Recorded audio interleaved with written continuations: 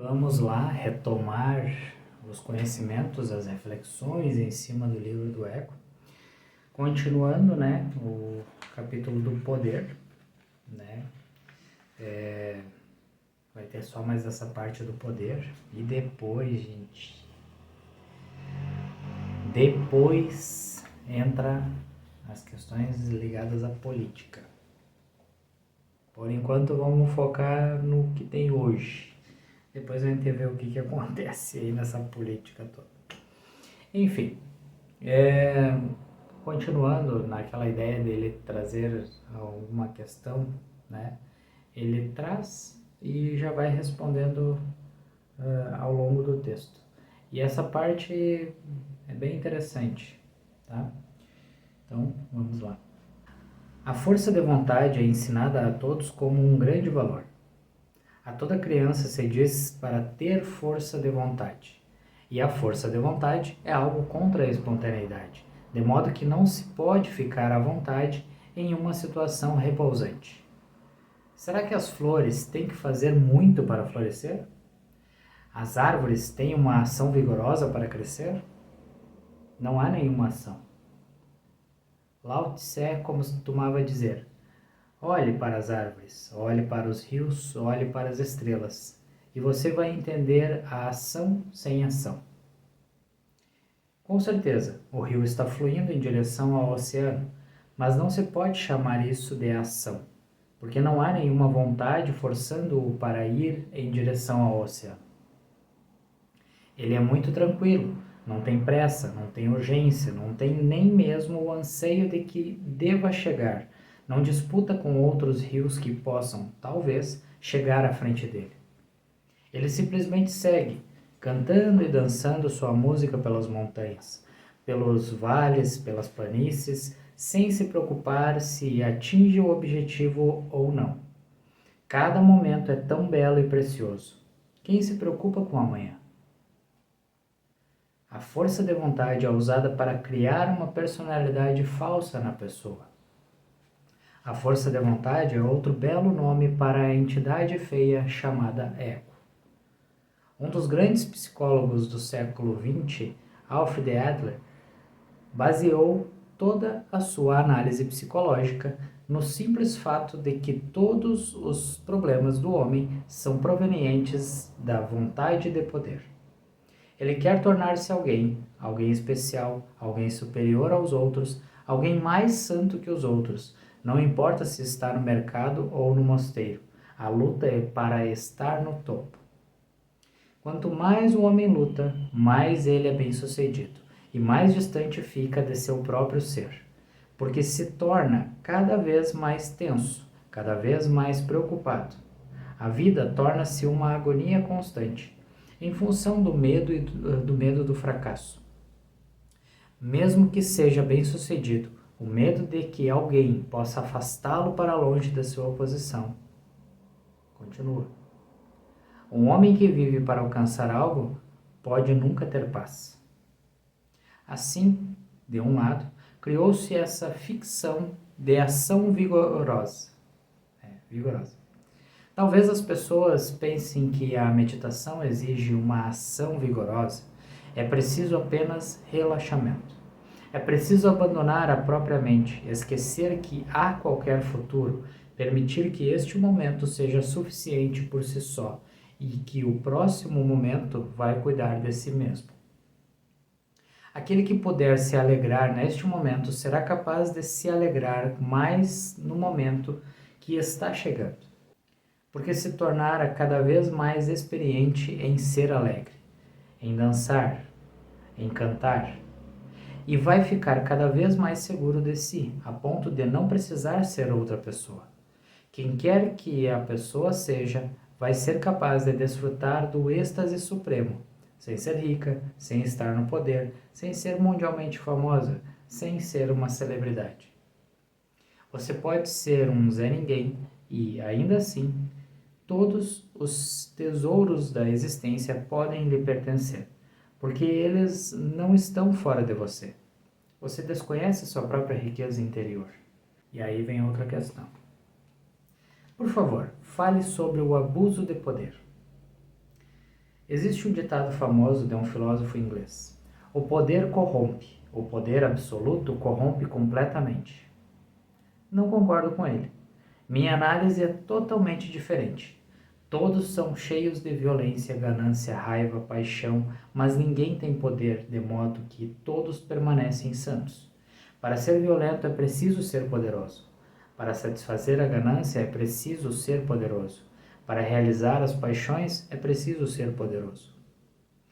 Portanto, quando o poder bate à porta de alguém, todos os seus cães adormecidos começam a latir. O poder torna-se um alimento para o indivíduo, uma oportunidade. Não que o poder corrompa, o homem é que é corrompido. O poder apenas faz sua corrupção irromper.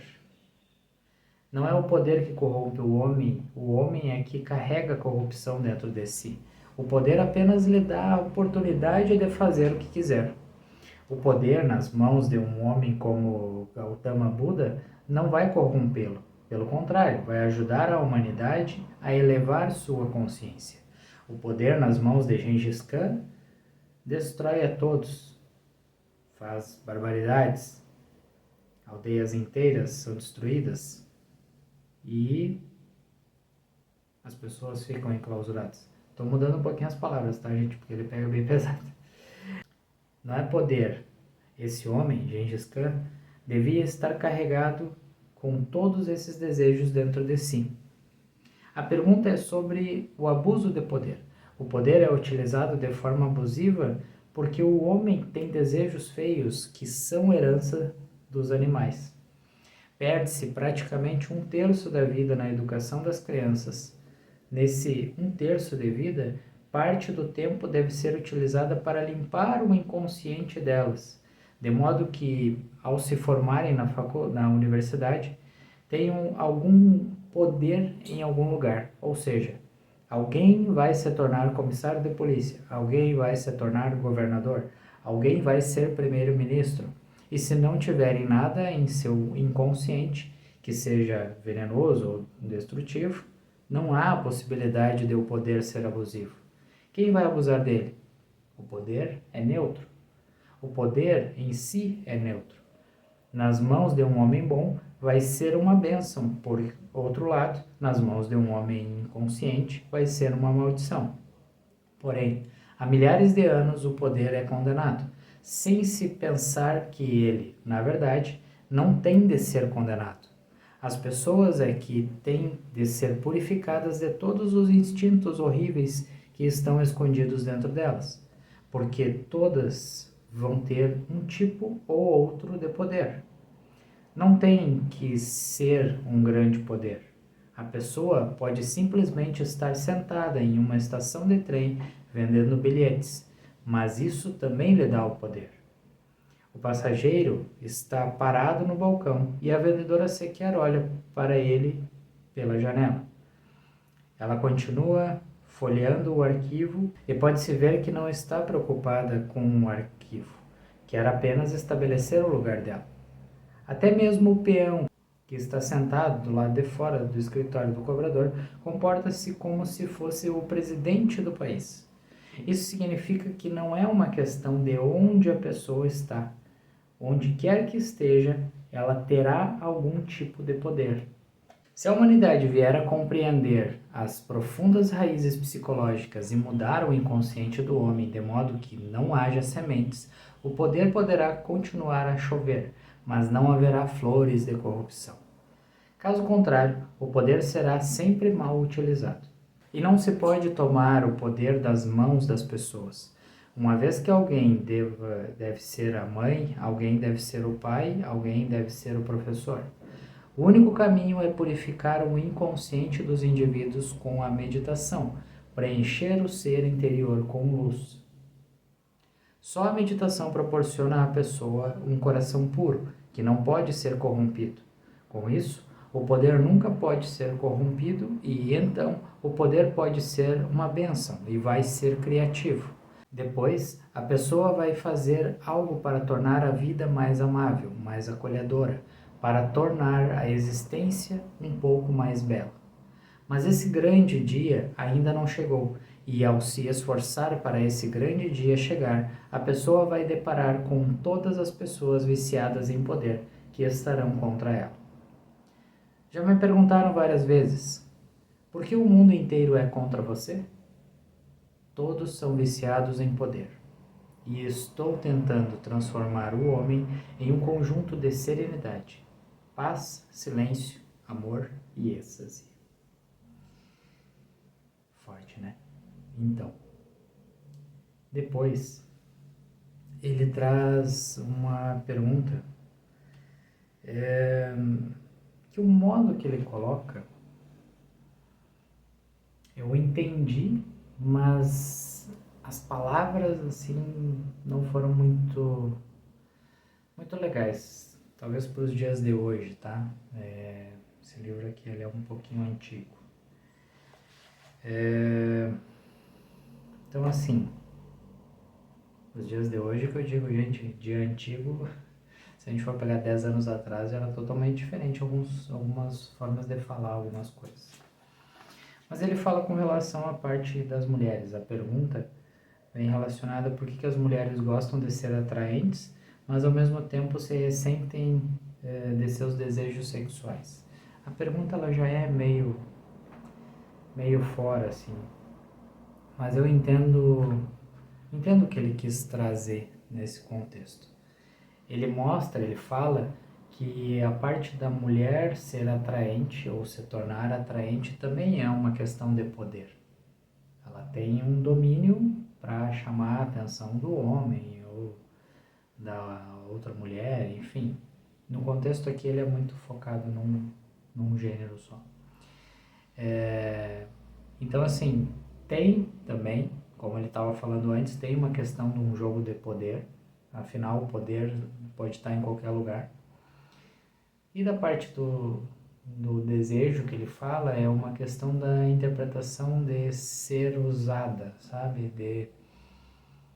Que querendo ou não, se a gente for pro lado machista de toda a sociedade, do modo construído assim culturalmente por muito tempo, isso ainda é um pouco não, é um tanto forte, né? Ver a mulher como um símbolo, como um objeto. Isso é algo que foi construído por um bom tempo. E querendo ou não, no momento que tu tem o poder de ser atraente, tu também tem o poder de controlar isso também, né? Mas a ideia principal é o se valorizar, o se amar, se respeitar. E aí, para encerrar essa parte dessa pergunta, ele traz um fechamento bem legal.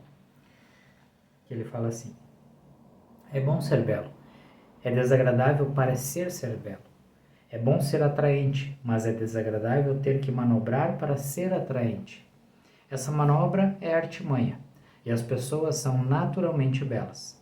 Não há necessidade de nenhuma maquiagem. Toda maquiagem é horrível. Faz com que a pessoa fique cada vez mais feia. A beleza está na simplicidade, na inocência, em ser natural, em ser espontâneo. E quando a pessoa é bonita, não deve usar essa beleza como política de poder. Isso é profanação, isso é sacrilégio. A beleza é um dom de Deus. As pessoas podem compartilhá-la, mas não devem usá-la de forma alguma para dominar, para possuir o outro. E o amor vai se tornar uma oração, e a beleza vai se tornar uma oferenda a Deus. É um modo de encerrar bonitinho, mas vocês viram que nas palavras mesmo de encerramento ele é um pouquinho pesado no modo de eu falar. Da parte da maquiagem que ele fala, eu consigo entender também com relação às máscaras, né? Ninguém precisa das máscaras, né, que a gente coloca, as máscaras sociais. A gente poderia ser nós mesmos, ou sermos nós mesmos, para interagir com as pessoas. Mas isso requer uma reciprocidade. as pessoas teriam que ser elas mesmas contigo de volta. Infelizmente, no momento que tu tem toda uma competição, toda uma disputa de ego, nem sempre tu vai ter isso de forma recíproca. Muitas vezes tu vai ter uma pessoa com tantas máscaras que tu acredita que ela realmente é assim. E isso vai para os relacionamentos também. A parte do modo que eu interpretei o modo que ele trouxe essa explicação dessa questão, eu vi que ele estava indo por uma linha que pensa um pouco mais atrás, né? Como eu disse, 10, 15 anos atrás. Ainda tinha uma mentalidade muito forte com relação a isso. E ainda estou muito envolvido, muito motivado pelo discurso que eu escutei no filme da Barbie. Sim, assisti o filme da Barbie. Quem quiser ver, tem uma reflexão em cima disso. Que tem um trecho, um monólogo, que a atriz, uma das principais, faz com relação ao modo, ao ser mulher, né? Vou deixar o trechinho aqui e aí vou encerrar na sequência, tá bom? Então, escute esse trecho aí se você ainda não viu, se você ainda não escutou, e reflita. Reflita sobre esse modo da pressão que as mulheres passam, né? Diariamente. Não é uma coisa tipo, de vez em quando. Não, é diariamente. Muitas dessas coisas se repetem de forma cíclica. Certo? Então, gratidão por ter escutado, por ter assistido. E deixo vocês aí com esse monólogo. Até mais.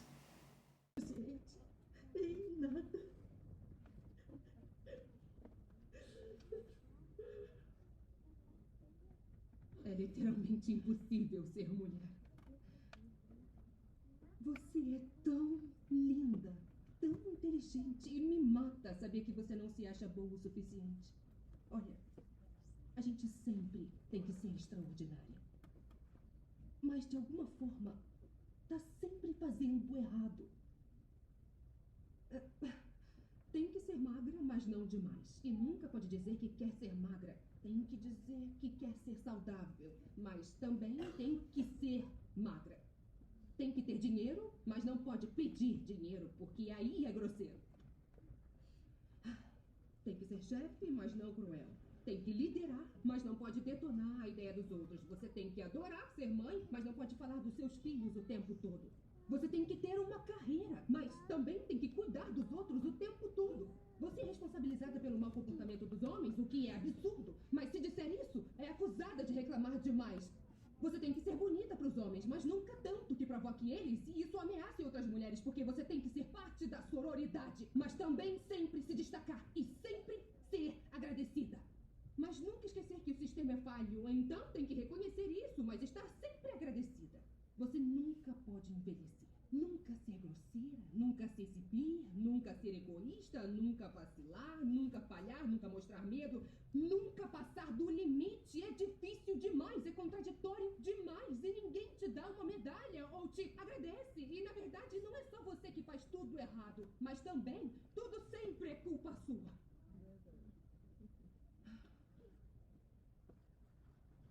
Eu tô tão cansada de ver a mim mesma e de ver todas as outras mulheres fazendo de tudo para que as pessoas gostem da gente. E se tudo isso for igualzinho para as bonecas, que só representam mulheres, então eu nem sei mais